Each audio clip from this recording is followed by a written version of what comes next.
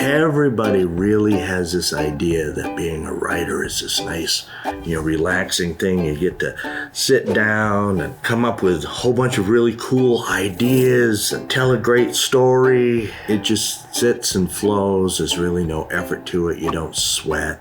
You don't pull a muscle.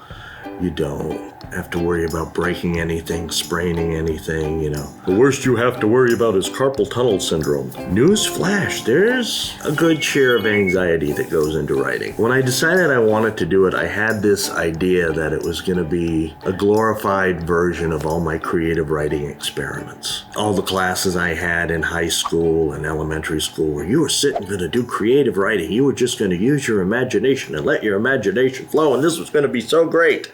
I completely forgot what it was like in Mr. Porter's creative writing class. At the time, I kind of considered that a cakewalk. I did not realize until 2 days into it, I made a big mistake because you have to keep writing. He gives you a writing assignment per marking period. Then you had a weekly writing assignment. You had to keep those juices going all the time. And the same thing holds true when you sit and you start writing your own book, your own novel, your own short story, your own essay, your own series, your own article. You have all of this stuff up here. You have to get it down here onto the page. And it's got to somehow come through the end of your fingers, just like Dumbledore, Harry Potter, Gandalf, Merlin, other literary figures. And you kind of understand why people like Hemingway and Faulkner and Virginia Woolf, Edith Wharton, Oscar Wilde might be perceived as a little antisocial.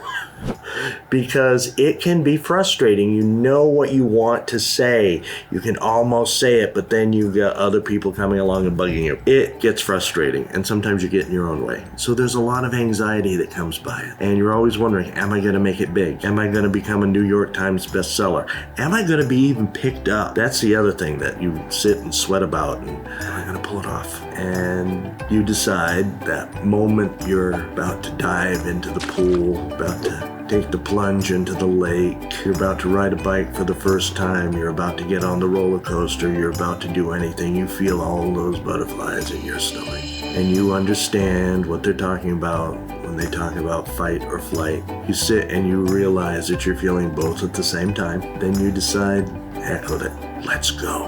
And you swallow, you push your anxiety down, deep as it'll go, and you use that as your motivation to write your story.